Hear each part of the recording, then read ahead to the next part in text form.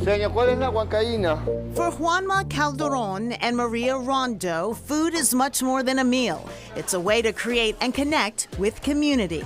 As a way of meeting people and doing what he loves most, he suggested we do dinner parties at home. The parties become too big and the people were expecting more from us. So they basically demanding a restaurant. In 2018, the couple supplied one, opening Celeste in Somerville's Union Square. Celeste is very much about home cooking. All of Juanma's recipes from his mother. 3 years later, opportunity came knocking again around the block from where they live in Cambridge. Now home to their second restaurant, La Royale. This space here, twice as big as Celeste. This is 48 seats instead of 24. We fell in love with the space and we felt compelled to go forward with this crazy project in the middle of the pandemic. The menu is filled with food from Peru, where Calderon grew up. But both Calderon, a filmmaker, and Rondeau, an architect, were only recently crowned restaurateurs. And it was hard when I realized that I can sell more ceviches than people watch my movies. That ceviche is made with blue cod and thinly sliced scallops. The fish marinade in lime, and then I put some chili on top and olive oil. Arroz con pato is rice with duck. What's special about that dish is that it's cilantro based. So it's a green rice. And then the duck, which is so gamey, gives it that kind of really rich flavor. Plus a whole branzino. Patarasca is a dish that comes from the Amazon region. It's considered street food. A fish is wrapped in a plantain leaf and put on a grill.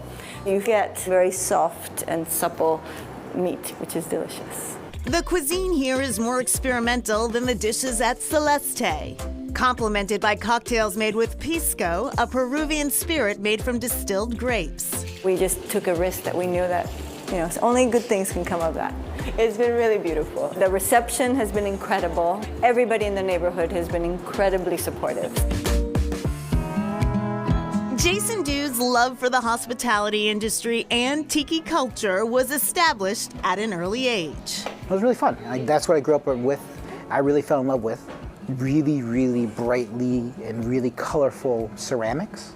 For years, Du's parents ran a Chinese restaurant in Malden called Bobo's. The Chinese restaurants became the stewards of tiki culture when tiki was really popular, 50s, 60s. Du branched out beyond the family business after college and worked in restaurants around the globe.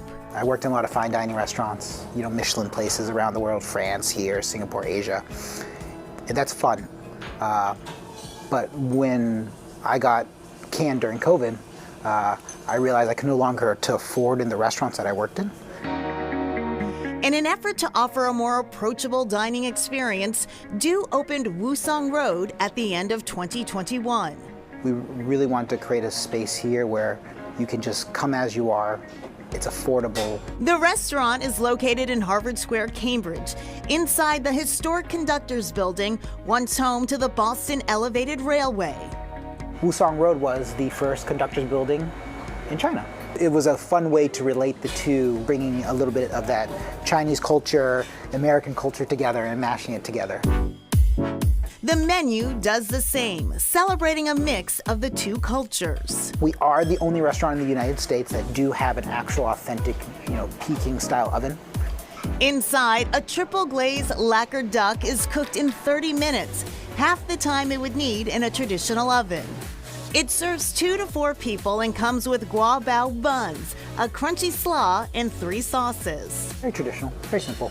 These adorable animal bao are served with either General Gao's chicken or pulled pork. We wanted to bring a little bit of that art style into our restaurant, and it matches the theme of brightly colored, beautiful little kitschy things. If you can't decide what to go for, the Poo Poo platter comes with a half order of all the appetizers. A lot of these random items that you see that do quite well mesh together in the restaurant were part of a personal collection. The decor is also a feast for the eyes, a vast collection Du has amassed over many years. This is Rikitat Tiki. I think it's an absolutely beautiful mug.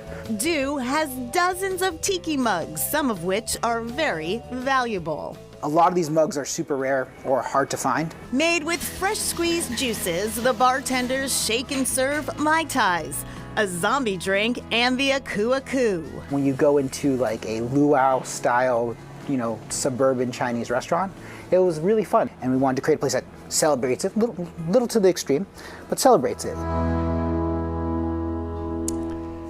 And Jason Du, not the only tiki enthusiast in the area. Wusong Road hosts a monthly meetup where people, hobbyists, enthusiasts get together and talk tiki. Talk tiki. All right, back to La Royale.